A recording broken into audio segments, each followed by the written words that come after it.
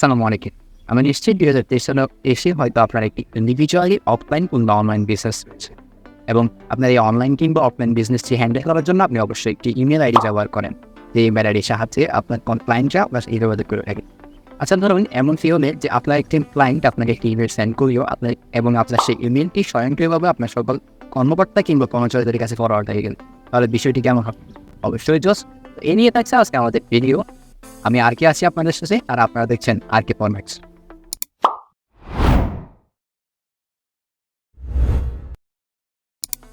তো এটি করার জন্য আমাদেরকে ব্রাউজারে গিয়ে সার্চ দিতে হবে mail.google.com লিখে।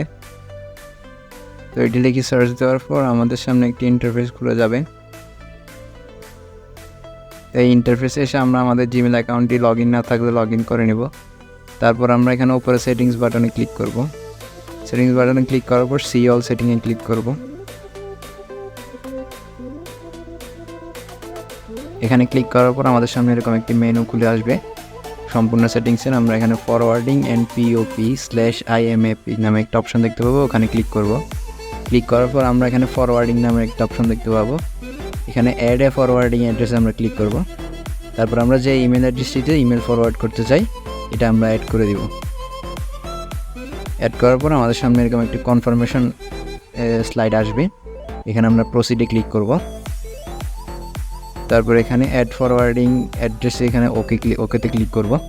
তারপর আপনি যে জিমেল অ্যাড্রেসটি ফরওয়ার্ড করার জন্য আপনি অ্যাড করেছিলেন ওই জিমেল অ্যাকাউন্টে একটি কনফার্মেশন কোড আসবে, এটি আপনারা কপি করে নেবেন। কপি করার পর আবারও সেই উইন্ডোজে চলে যাবেন, ওখানে গিয়ে কনফার্মেশন করে সিম্পলি পেস্ট করে দেবেন ওই কোডটা। তারপরে ভেরিফাই ক্লিক করবেন।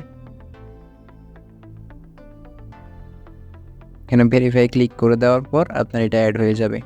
এভাবে আপনি যত খুশি তত ইমেল অ্যাড্রেস ফরওয়ার্ডেড হিসেবে অ্যাড করতে পারবেন। এই ছিল মূলত আজকে এই ভিডিও। আশা করি আপনাদের কাছে ভিডিওটি ভালো লেগেছে এবং ভিডিওটি আপনাদের উপকারে আসবে। ভিডিওটি যদি ইনফরমেটিভ লেগে থাকে আমাদের চ্যানেলটিকে সাবস্ক্রাইব করতে পারেন এরকম আরও ইনফরমেটিভ ভিডিও দেখার জন্য। ধন্যবাদ।